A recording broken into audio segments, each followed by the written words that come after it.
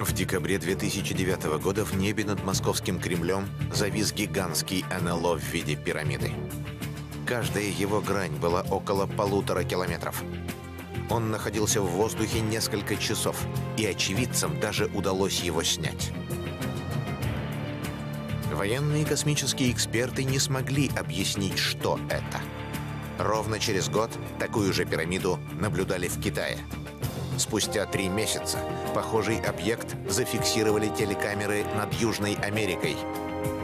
Потом НЛО пирамидальной формы видели в Испании, Англии, Франции и Японии.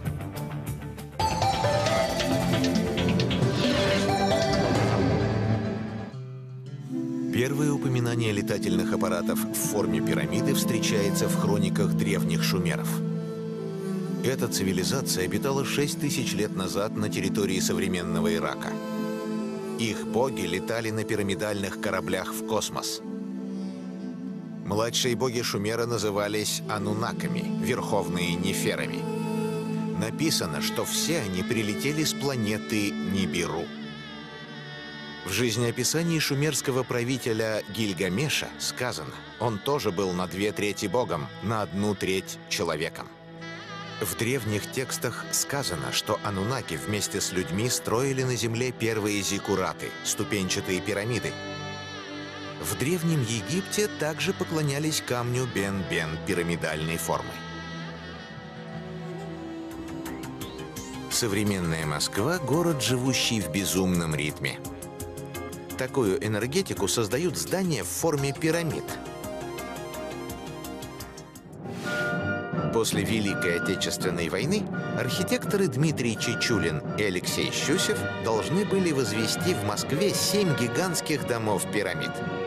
Столица Советской империи нуждалась в новой магической силе. Строительство сталинских высоток завершили в рекордные сроки. 7 зиккуратов, ступенчатых пирамид, были воздвигнуты на месте древних славянских капищ. Поставили этих 7 сталинских высоток, так называемых, поставили их на сакральных местах. Архитектор генерального проекта вообще переделки Москвы был архитектор Мельников, который сам по себе являлся человеком загадочным, входил в ряд особо тайных обществ. И когда Каганович принес план Москвы на утверждение Сталину, были еще планы братьев Весняных, и еще других архитекторов. И Сталин даже не стал рассматривать другие проекты, подписал строить так. Увенчать этот ансамбль готовилась огромная ступенчатая пирамида «Дворец Советов». Вращающаяся статуя Ленина наверху генерировала бы силовые поля. Советские вожди верили в мистическую силу древних знаний и строили приемопередающие устройства для воздействия на массы людей. Если пирамида построена правильно, с точки зрения геометрии, с точки зрения принципов, воплощенных в нее, и она установлена на правильном месте, с точки зрения геологии и энергетических потоков, которые Земля излучает, и которые пирамида усиливает, то человек, который находится в пирамиде, получает очень интересные, необычные возможности. После Великой Октябрьской революции в России к власти пришли люди, среди которых были адепты тайного оккультного ордена. Руководил братством мистик Гурджиев. Его лучшие ученики – Блаватская, Успенский, Микоян и Сталин. В недрах и советской власти, и даже такой закрытой организации, как ВЧК, существовали оккультные, или даже не то чтобы оккультные, мистические кружки, типа масонских, ложь. И одну из них возглавлял Глеб Букий, зам Дзержинского, который потом возглавлял оккультный отдел ВЧК. И занимались они очень сильно мистическими проектами. Сразу после смерти Ленина в сердце Москвы возвели пирамиду. Сначала она была деревянной. Каменный вариант сделали спустя годы. Архитектор Алексей Щусев, принадлежавший к тайным обществам, сделал мавзолей по примеру шумерских ступенчатых зиккуратов. Братство знало, пирамида будет хранить дух вождя и подарит ему бессмертие. Для того же создали и магическое заклинание: «Ленин жил, Ленин жив, Ленин будет жить». Это позволяет мумии сохраниться. Сохраниться не то чтобы телесно, а сохраниться духовно. Наука только подошла к разгадке того, как геометрия предмета влияет на пространство. Ответы дала концепция торсионных полей. Это направление физики в России считается не академическим, а в мире секретным. Торсионные поля — это вихри сверхмалых частиц. Их обнаружили, исследуя вакуум.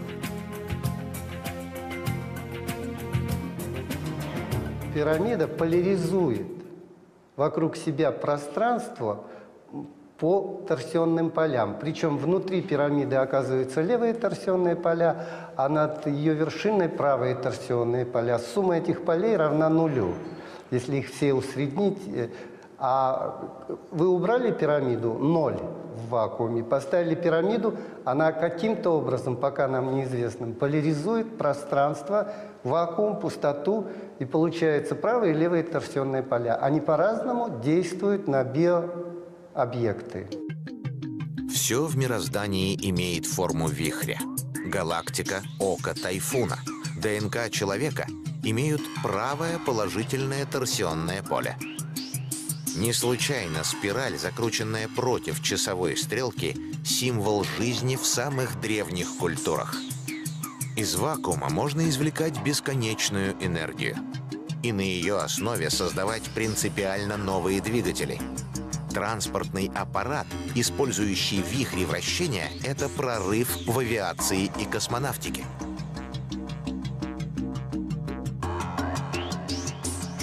Выглядит он, скорее всего, как летающая тарелка. То есть он такой приплюснутый. Вот берете две тарелки нормальные и складываете. Почему? Потому что там организуется вращение определенного материального движителя. Вот там должно быть что-то, что вращается. И мы этим вращением можем управлять. И когда мы управляем вращением, то есть меняем угловую скорость, тогда и возникает эта сила тяги за счет искривления пространства. Самые известные пирамиды Земли – египетский комплекс в Гизе. Великая пирамида Хеопса, вторая Хефрена и третья Микерина.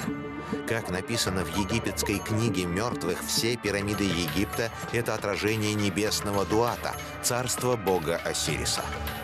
И пирамиды действительно есть на небе, на планете Марс. Геолог Владимир Авинский 20 лет исследует снимки марсианской поверхности. Он умеет отличать природные образования от зданий. Пирамиды на Марсе есть. И это развалины каких-то древних марсианских цивилизаций. Пирамиды марсианского региона Сидония похожи на земные в Гизе. Однако размеры их поражают. Высота 500 метров, длина основания 2 километра. Они в 5 раз больше египетских. Всего известно более 10 таких сооружений разной формы. Обычные, ступенчатые, с искривленными гранями и даже 5- и 6-угольные. И они, естественно, более древние, чем земные.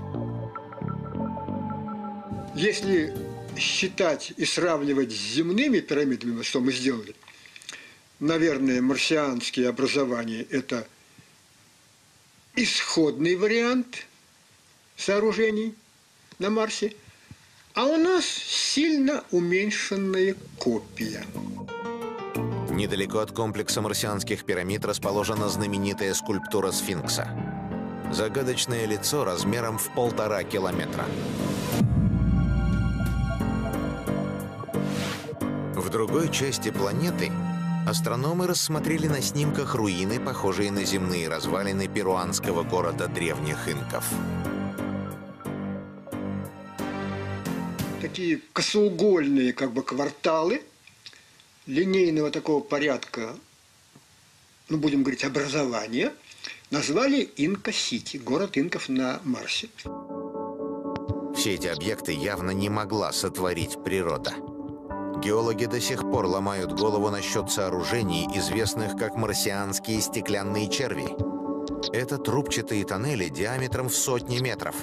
Они ныряют вглубь Красной планеты, искривляются под ландшафт, стыкуются под прямыми углами.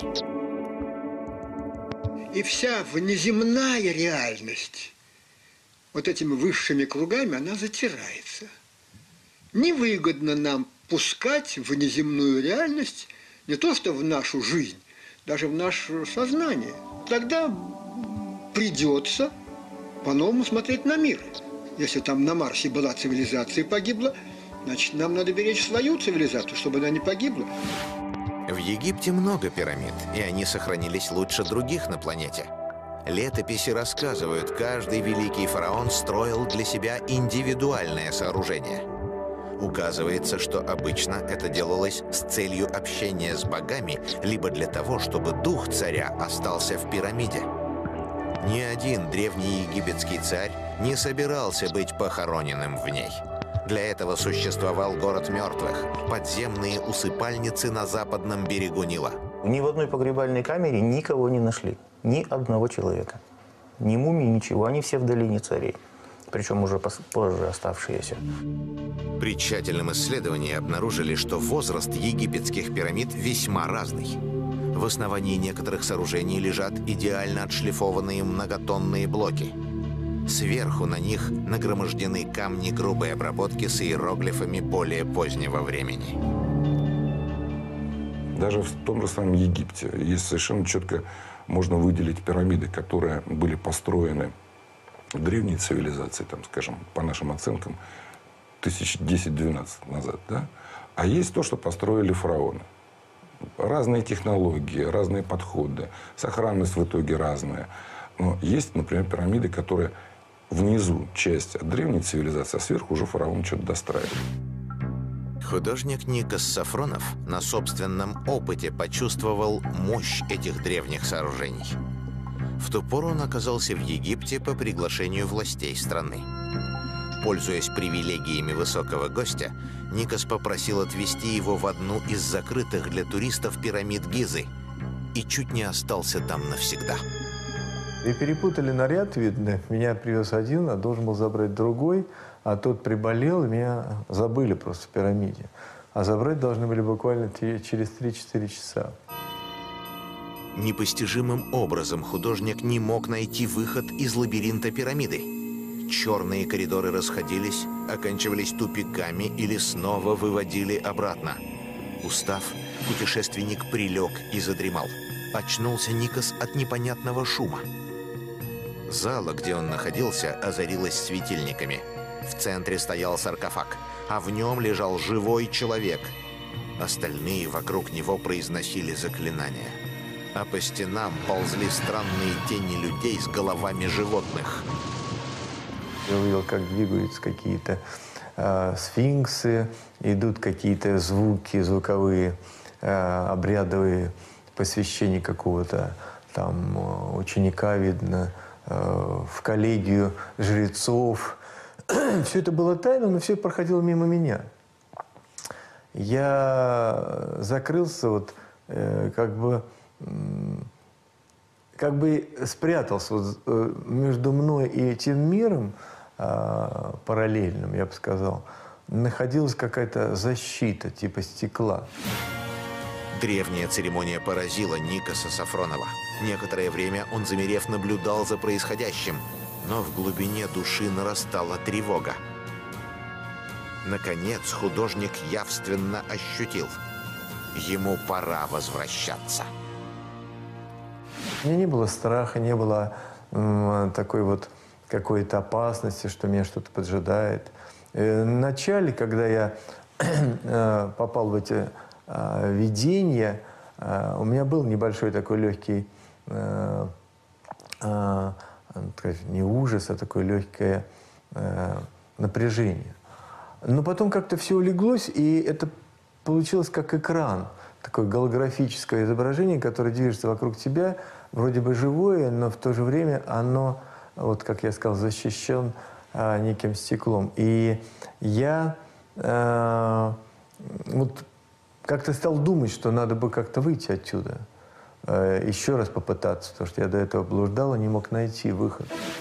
Как только он подумал о возвращении, в углу послышалось легкое шуршание и царапанье. Нечто подбиралось все ближе. Он смутно различил в полумраке маленькое светлое пятно. Это оказался маленький котенок. Когда Никос коснулся его, картина из жизни древнего Египта стала затихать, гаснуть и исчезла совсем.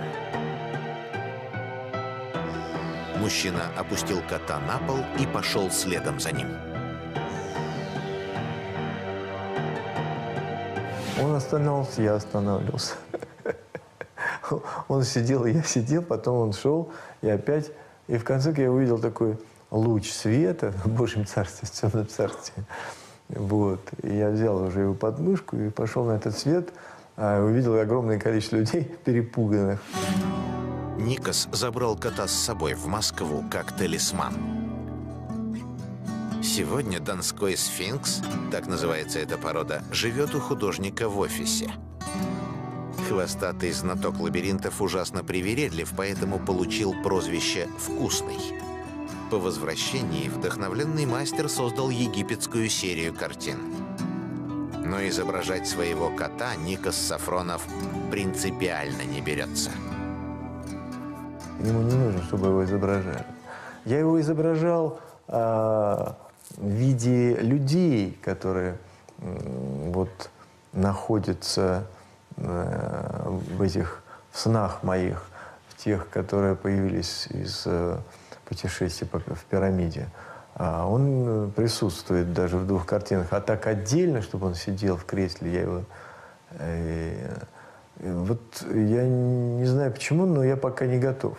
Не знаю, вот мне кажется, что что-то уйдет с этим изображением. Андрей Скляров с группой других ученых много лет изучает мегалитические сооружения древности. Он строит свои выводы, анализируя способы отделки и строительства. Исследователи нашли тысячи артефактов, которые указывают на то, что подобные монументы не могли возвести люди с примитивными технологиями. Все это было доступно только высокоразвитой цивилизации. Например, непонятно, какими инструментами высекались многотонные каменные блоки для пирамид и храмов. Это невозможно делать, как нас уверяют археологи, медным зубилом и деревянными прутьями. Есть некоторые находки, которые, скажем так, ставят нас в тупик, потому что самая ближайшая аналогия, которая просится, о том, что камень обрабатывали тогда, когда он был мягкий. Камень для пирамид Гизы добывали в ассуанских каменоломнях. Вы видите странные борозды от вынутой породы. Ни одна существующая сегодня технология не позволяет работать с гранитом таким образом. Это неизвестное волновое воздействие на кристаллическую решетку вещества. Следы очень странные. Вот такое впечатление, что, да, возможен вариант, что он был размягченный. Почему? Потому что первое впечатление возникает, как будто ложкой просто вынимали большой оттуда породы. Кристофер Дан, инженер американского аэрокосмического агентства НАСА, 20 лет исследует пирамиды. Он считает, что подобрался к разгадке, как они строились. Дан исследовал технологию изготовления саркофага в пирамиде Хеопса. Судя по следам, которые остались на его внутренней поверхности, египтяне сверлили отверстия для стыковки отдельных частей. И скорость сверления у них должна была быть примерно полсантиметра в секунду. И это мы говорим о граните. Однако лучшие современные сверла способны проделывать в граните дыры со скоростью в 10 раз меньшей. Есть только единственный способ повторить то, что сделали древние архитекторы. Это сверлить с применением ультразвука. Похоже, этой технологией уже владели 4000 лет назад. Довольно долго я не мог решиться опубликовать результаты своих тестов, потому что они шли вразрез с современной исторической хронологией. Однако потом я понял, что у моей теории должно быть много сторонников. Другой вопрос, который занимал Кристофера Дана: каким образом египтяне поднимали многотонные блоки на высоту в сотни метров и устанавливали их с точностью до 0,1 доли миллиметра? С помощью опытов в ведущих лабораториях он доказал, в строительстве использовалась акустическая или электромагнитная левитация. Как мне представляется, это невозможно, если только не сделать камень легче. Уменьшить воздействие на него гравитации. Это можно сделать двумя способами. Раз они владели технологией применения ультразвука, то они знали, что он делает со структурой вещества. Точно так же знали, что между излучателем звука и отражателем возникает волна, в которой предмет теряет вес. Другой вопрос, что это были за излучатели и куда они пропали. Но то, что они применялись, я почти уверен. Физик Андрей Вержбицкий понял, зачем строились пирамиды, когда увидел детальную схему пирамиды Хеопса. Почти так же выглядит чертеж современной спутниковой антенны. Расчеты подтвердили. Древние пирамиды — это комплекс межпланетной системы связи. Современная сверхвысокочастотная техника и та техника пирамидальная конструкции конструктивно совпадали. Волноводы, шлейфы, детали, вплоть до мелочей. В качестве антенны пирамида устроена более грамотно, чем спутниковые тарелки. Пирамидальная антенна работает с учетом магнитного поля Земли. Это особенно важно для дальней космической связи. Фокус находится внутри и совпадает с местом в погребальной камере, где стоит гранитный саркофаг. В пирамиде Хеопса 3 камеры. Верхняя работает на большие расстояния, средняя — на более удаленные, нижняя — на межгалактические дистанции. В этом фокусе размещается пустая комната.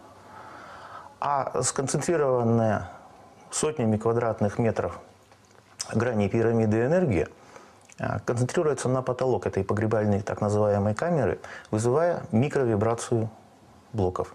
И в камере в этой она является резонатором. Значит, что касается пирамидальной антенны Хеопса, там все резонаторы очень точно подстроены на частоту 438 Гц. Из Великой пирамиды Хеопса можно было разговаривать хоть с Марсом, хоть с созвездием Орион. На Марсе треугольные пирамиды. 6-7, потом она трансформируется в конус. То есть они для определенного типа падающей поляризации сигнала. Это антенны не только дальней космической связи. И кто-то возвел на планете единый комплекс связи. В основном пирамиды расположены вдоль северного тропика или 30 градуса северной широты и ровно с шагом в 18 градусов. При вращении планеты они вручают друг другу эстафету непрерывного приема сигнала из космоса. Если мы возьмем современную рупорную антенну и увеличим ее в размере, то это замечательное получается то же самое. Это прицельная трубка. То есть рупорная антенна, которая рупором смотрит в зенит.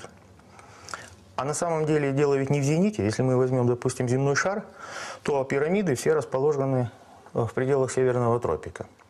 А самонаведение антенн позволяет: одни пирамиды зашли, а другие появились. Эти зашли, эти появились. И этот процесс идет постоянно. Учитывая то, что другая планета имеет такое же осевое вращение, у нас получается постоянная система связи, которая работает не так, как у нас, но зато замечательно работает у них. Ученый пока не придумал, как через пирамиды отправить сообщение от человечества. Зато он знает, что эти антенны до сих пор работают на прием. Просто на Земле давно никто не ждет сеанса связи. Часть ученых считает, пирамиды могут принимать и видеосигнал.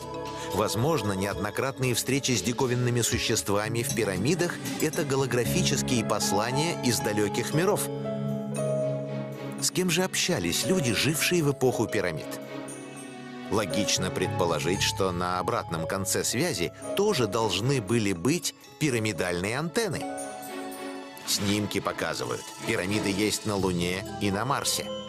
Кроме того, выходы шахт пирамиды Хеопса точно направлены на созвездия Орион, Сириус, Большую и Малую Медведицу.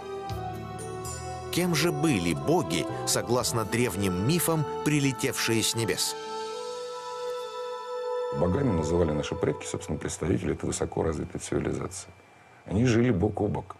Они взаимодействовали. Если, опять же, поднимать шумерскую мифологию, вот она оказывается наиболее подробной вот по самым ранним этапам, то на Земле была не целая цивилизация там инопланетная. Это вообще была небольшая группа, которая устроила у себя на планете неудачный переворот.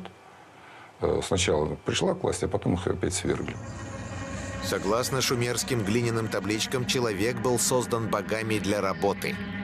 Эти тексты поразили современных генетиков. Там подробно описано появление человека. Бог Энки поместил ДНК богов в яйцеклетку африканской обезьяны. И оно стало человеком.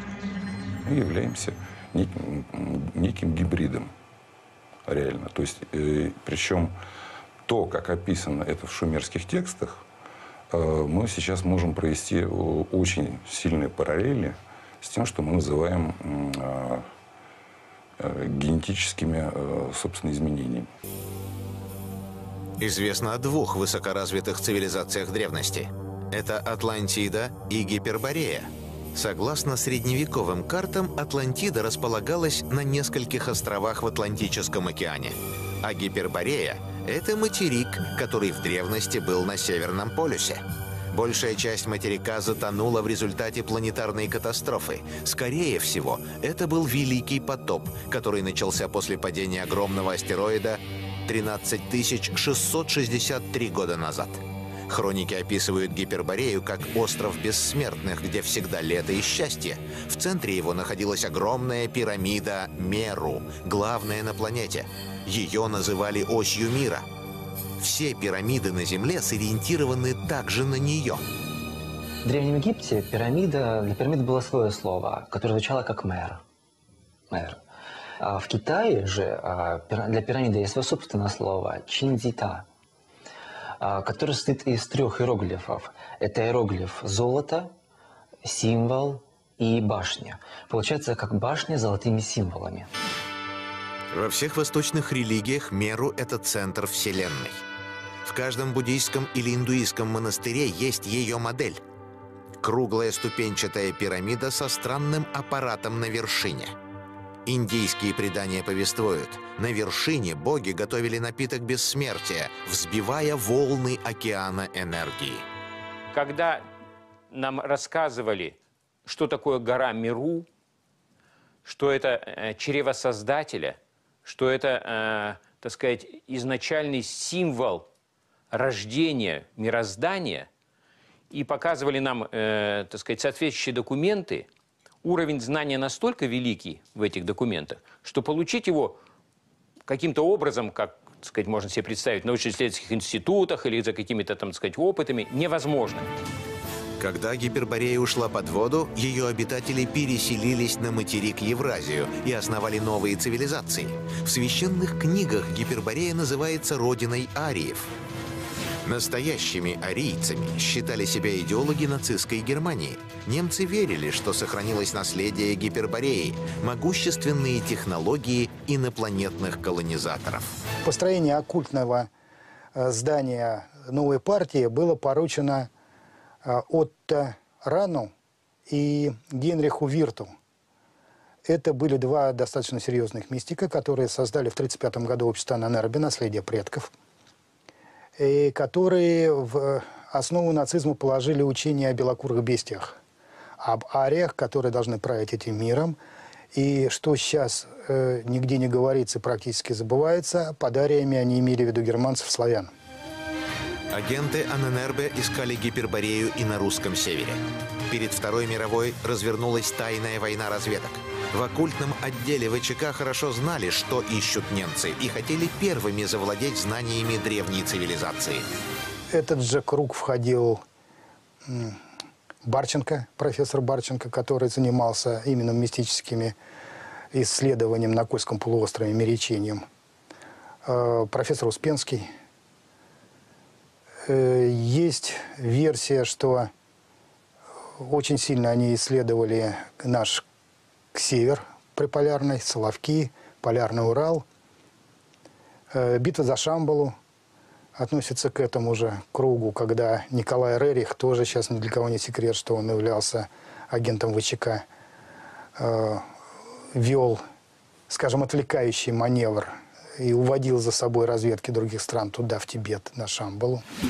Часть высоких технологий все же оказалась у немцев в руках. Историк Сергей Трифонов много лет посвятил разгадке тайны пирамиды Кёнигсберга. Загадочное сооружение, уменьшенное в 100 раз копия египетской пирамиды Хеопса. Официально это памятник немецким солдатам, погибшим в Первой мировой войне. И возводили ее архитекторы Германии, когда Кёнигсберг был центром Восточной Пруссии. Пирамида имеет не случайные параметры – 13 ярусов, 666 блоков. Почему 666 блоков? Потому что она построена в 23-м году, а заложена капсула, там под землей капсула с ценностями, именно в 21-м году, когда Кёнигсбергу исполнилось 666 лет. 13 уступов, сверху Тевтонский крест, но его своровали. В августе 1914 года под городом сошлись 3 армии. 2 русских под началом генерала Ренинкампфа и генерала Самсонова и 1 германская. Царский генерал Ренинкампф уже был готов взять незащищенный прусский Кёнигсберг. Как вдруг, без объяснений, бросив командование, забыв о чести и присяге, позорно бежал с фронта.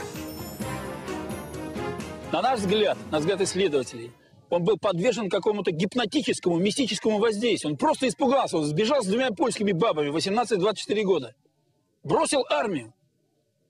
Это была трагедия. Вот с этого места она и началась. После бегства Ренинкампфа немцы атакуют армию генерала Самсонова. Силы не равны. 135 тысяч русских солдат полегло под Кёнигсбергом. 113 тысяч было взято в плен. Ренинкампфа посадили в тюрьму, а после революции его нашли и расстреляли агенты ЧК. Пирамиду воздвигли в центре площади, где маршировали немецкие войска. Вокруг казармы и учебный плац. Место выбирал Ганс Шур, известный колдун и предсказатель гитлеровской Германии. Пирамида Кёнигсберга, по сути, памятник первому успешному применению на войне психотронного оружия либо неизвестной магии. Здесь проводились тайные ночные ритуалы. Здесь СС проводила свои ночные шествия. Когда город отошел Советскому Союзу, новая власть велела взорвать пирамиду. Но этот приказ так и не выполнили. Была только обезглавлена фигурка-барельеф немецкого солдата. Начальник воинской части только приказал отбить голову солдату, а пирамиду нет. Он не боялся немцев, он боялся ее мистических свойств. Потому что в этом месте, в энергетическом месте Кёнигсберга, помимо общего плана этой пирамиды, существуют подземные галереи, идущие отсюда. Хроники шумерского царя Гильгамеша, жившего 5000 лет назад, признаны описанием реальных событий. Однако эти описания поднимают очень неудобные для науки вопросы. Однажды Гильгамеш, по происхождению полубог, получеловек, задался вопросом, бессмертен ли он. Его предки, известные как Анунаки с планеты Нибиру, жили вечно. Шумерский правитель отправился спросить у них о своей участи. На Земле анунаки проживали на далеком северном острове Тильмун. В архитектуре предпочитали пирамиды. Людей к себе не пускали, за редким исключением. Например, чести жить на острове Бессмертных удостоился Утнапишти, за много тысяч лет до Гильгамеша построивший ковчег и переживший потоп. В Библии он известен как Ной. Бессмертия Гильгамеш не добыл, потому что только боги умели жить вечно, а получеловек уже нет. Возможно, они умели останавливать биологическое время. Аномалии времени наблюдаются вблизи горы Кайлас, самой большой наземной пирамиды на планете. Кайлас имеет форму правильной пирамиды. Каждая сторона имеет свое, или как называют в Тибете, лицо, имеет своего Будду-покровителя. Она имеет свой цвет, она имеет свою энергетику. И расположена она, каждая сторона, в определенном направлении на части света. Высота Кайласа над уровнем моря 6666 метров. В ней 13 ярусов. Вокруг нее расположены пирамиды поменьше и монументы. К подножию горы стекаются миллионы паломников самых различных конфессий. Необычайное совершенно событие происходит вокруг этой горы. Необыкновенные совершенно мегалиты расположены. И все это вместе, вот этот район называется Мандала Кайласа. Считается, что это проекция небезызвестной всем Шамбалы на Землю. То есть это проекция небесной страны учителей на нашу Землю. Древние манускрипты говорят, от Кайласа вглубь Земли направлена еще одна невидимая пирамида. Так образуется структура в форме октаэдра. Через нее проходят потоки энергии времени. Кайлас окружают кольца сжатого времени и разряженного. Попав в эти кольца, человек может сразу постареть или продлить себе жизнь. Нижняя часть октаэдра, она собирает с планеты отработанное, будем так говорить, прожитое время, прожитую энергетику и отдает ее обратно в космос. А верхняя часть принимает в себя и забирает в себя то, что идет сверху от Создателя, от Творца. Потоки улавливаются, информационно-энергетические потоки. Время прошлое, время будущее. Планета Земля, она как живое существо, она дышит. Считается, один раз в 60 лет Кайлас просыпается. Александр Редько специально организовал экспедицию в этот момент. Исследователи направились в одну из 7 тайных долин. Она ведет к трещине, прорезающей южный склон Кайласа пополам. Мало кому удавалось проникнуть туда. Чтобы не сгореть в потоках времени, паломники должны обойти пирамиду 13 раз. И если Кайлас примет их энергетику, гора подпустит ближе. То есть надо в это верить, только тогда наступает какой-то резонанс между тобой и этой так называемой горой. И вот тогда она дает тебе то, что ты хочешь. Если ты закрыт, она закрыта для тебя. Тибетские ламы предупреждали русских: вы заплатите частью своей жизни за вход в священное место. Ученые расставили по периметру контрольные хронометры и GPS-навигаторы и пошли. Экспедиция была очень сложной. Длилась она по часам 24, где-то 26 часов, по нашим наручным часам и по тем часам, хронометрам, которые мы брали с собой. А фактически наше биологическое время, было не менее как недельное, двухнедельное, потому что выросли соответствующего срока волосы и на бороде, и ногти. На наручных часах путешественников и на контрольных часах прошли сутки, а сами они чувствовали безмерную усталость, будто не ели и не спали полмесяца. И ощущение просто усталости, ощущение прожитое какое-то, так сказать, вот ощущение стремительности бытия, которое вот происходило в это время. То есть мы были выжаты как лимоны вот за эти 24 часа. Мы когда спустились вниз, мы несколько часов не могли не иначе дышать, как стоя только на четвереньках. Вот в таком положении мы приходили в себя. Буддисты верят, рядом с пирамидой Кайлас расположена Шамбала, легендарная обитель богов. Вы видите 2 удивительные горы – Астапат и Нанди. Они выглядят как гигантские саркофаги. Ламы говорят, это и есть Шамбала. Туда, как считают на Востоке, уходят все пророки и учителя человечества. Там представители прошлых цивилизаций. Они находятся тысячи лет в состоянии самадхи. Считается, сжатое время, которое и поддерживает тела учителей в самоконсервации, убьет обычного смертного. Кроме того, Шамбалу охраняет древний тайный орден – Шабироны. Его адепты владеют тайными знаниями предыдущих цивилизаций, но раскрывать их не торопятся. Человек подобен Богу. Он подобен Богу не только внешне. Он подобен Богу и внутренне. У него скрыты эти возможности. Другое дело, что мы во многом их утеряли, забыли, как ими пользоваться. А в Тибете многие этим по-прежнему пользуются. Они помнят, эта генетическая память сохраняется в человеке до сих пор в каждом из нас. Там же, в Гималаях, на границе Индии и Китая, расположена таинственная Белая пирамида.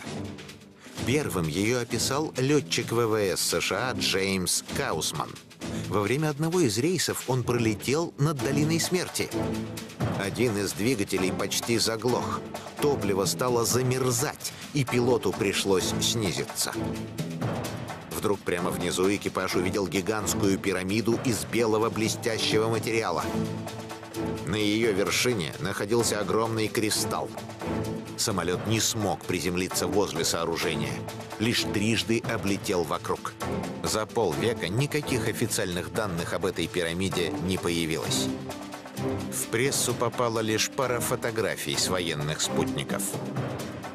Там появляются слухи, что ее строили инопланетяне, и атланты, и лемурийцы, и что кто такое не строил, что для чего она была построена, как огромный аккумулятор, как площадка для НЛО. Масса теорий в интернете по этому поводу есть. И я поставил для себя цель в экспедиции. Вообще понять, существует ли эта белая пирамида?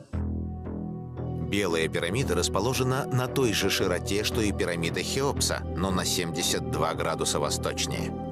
Ее местоположение укладывается в сетку геомагнитных энергетических каналов Земли. Но подобраться к ней оказалось невозможно. Китайские войска оберегают Белую пирамиду от взглядов иностранных гостей. Максим Яковенко, историк из Владивостока, исследовал китайские пирамиды. В окрестностях города Сиань находится огромнейший комплекс из 300 строений. Это захоронение китайских императоров. Правители Поднебесной думали, что, будучи положенными в пирамиды после смерти, они могут воскреснуть или жить вечно. Ведь именно так завещал прародитель китайского народа. Они все очень хотели быть похожими на легендарного Желтого императора, основателя китайской нации, который спустился с небес на колеснице, который дал китайскому народу письменность, китайский язык, первые законы и вообще устройство жизни. Особенно был одержим идеей вечного царствования первый император Объединенного Китая Цинь Шихуанди. У него самый масштабный погребальный комплекс в Сиане, который охраняет знаменитая терракотовая армия. 8000 статуй воинов, каждый со своим лицом и доспехами. По легенде, это войско, скопированное с реальных подданных императора, должно служить ему и после смерти. Но Цинь Шихуанди там не был похоронен. И в этом вся мистика в этом и кроется. Все пирамиды были сориентированы друг на друга и на главную пирамиду Меру в Гиперборее. Если провести от них вектора на север, они и сегодня укажут туда путь. Первую линию начнем от горы Кайлас, гигантской пирамиды на Тибете. Но вектор показывает не на нынешний Северный полюс, а на 15 градусов западнее. Это остров Гренландия. Теперь нам нужна еще одна линия с западного полушария. Наиболее сохранившиеся здесь пирамиды — комплекс Теотиуакан в Мексике. Центральная дорога от пирамиды Луны, названная туземцами «дорогой мертвых», показывает почти на север, 15 градусов восточнее полюса. И оба наших вектора сходятся на острове Гренландия. Вот она, не затонувшая часть Гипербореи.